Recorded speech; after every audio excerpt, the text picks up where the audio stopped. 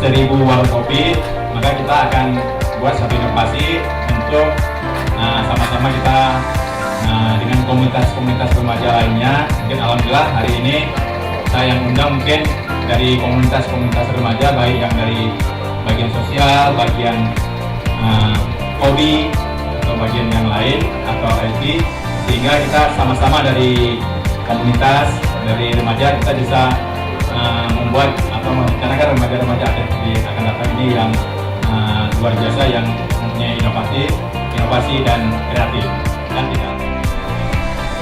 Anak-anak remaja atau SMA sebelum dia berpapasan, itu yang menarik, empatinya kurang di zaman sekarang ini. Terus juga kan sifat individual, jadi nggak heran kalau memang kejadian-kejadian. Tadi ada yang menarik yang kamu katakan, 3 sifat gente tadi. Jangan menikah usia. Nah, satu lagi, jangan nikah. Seks tadi ya Pak. Seks memang haram, itu nggak boleh. Jadi bukan genre punya aja. Jadi seolah boleh tadi kan ya, tidak boleh memang seks sebelum menikah. Itu salah satu masalah sekarang. Yang paling tadi kadang menarik saya katakan bahwa siapa sekarang yang tahu cerita masalah penyakit HIV? HIV/AIDS dari tahun 80-an merajalela di Indonesia sampai sekarang tidak.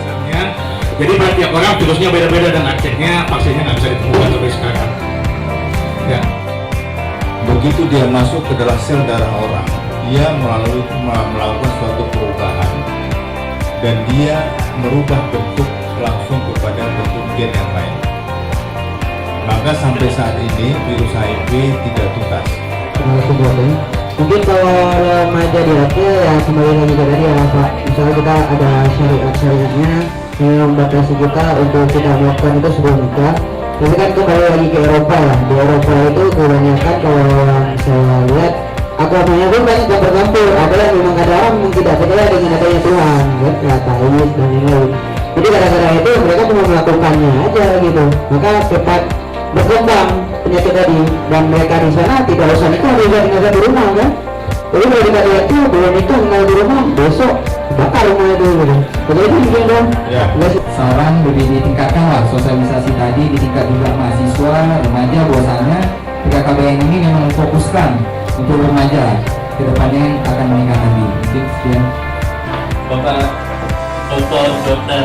Yangian SPKK dan juga Prof. Muhammad Andalas SPOG, saya kembalikan, kita akan ada hiburan lagi dan silahkan menikmati sisa minuman dan juga makanannya. Assalamualaikum warahmatullahi wabarakatuh.